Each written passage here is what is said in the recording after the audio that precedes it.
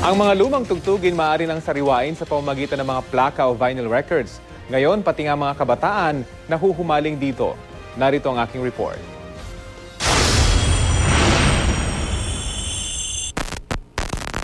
And if someone else would come. Sikat na pianista ang mga awit na si Nelson Del Castillo noong dekada 90. Isa siya sa mga huling musikerong nakapag-produce ng vinyl records matapos itigil ang produksyon nito noong 90s.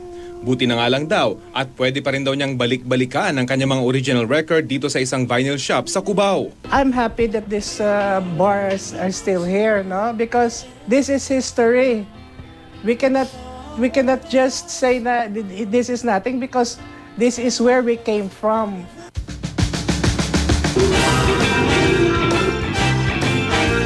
Pagmamayari ito ng 51 taong gulang na si Joel na nagsimula raw mangolekta ng mga vinyl noong 12 anyos pa lang siya. Pero ang kanyang munting shop, di lang basta bilihan ng mga lumang plaka, paggawaan din ito ng mga sirang turntable at amplifiers. Once na yung pinaka-mother, yung electronic board niya, pag corroded na, hindi na pwedeng ayusin yan. So, pero as much as possible, ginagawa namin na gawa ng paraan. Naabutan namin ang isa sa kanyang mga kliyente na ipinagagawa ang kanyang turntable na paglumaan pero di nakalimutan. Naisip ko, buhayin yung aming lumang stereo sa bahay.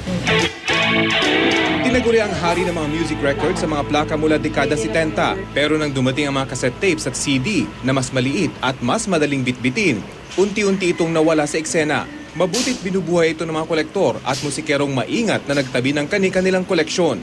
Gaya na lang ni Jojo Alba, 55 years old, na aabot daw sa halos 85,000 ang koleksyon ng mga plaka.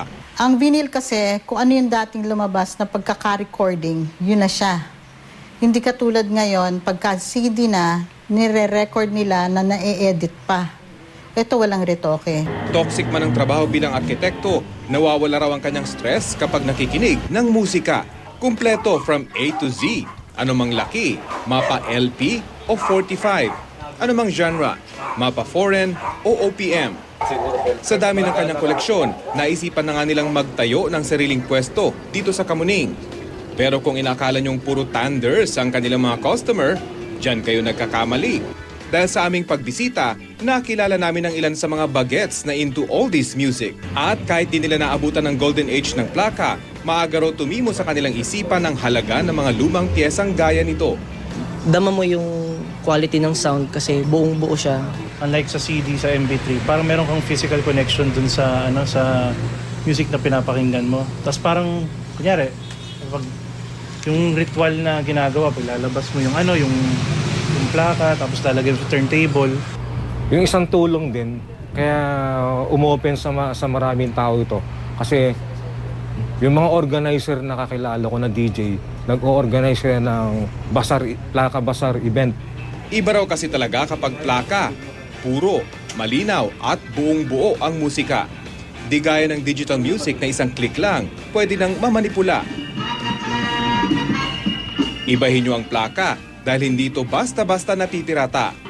At kung mahusay kayo sa pag-aalaga, tatagal ito at hindi agad masisira.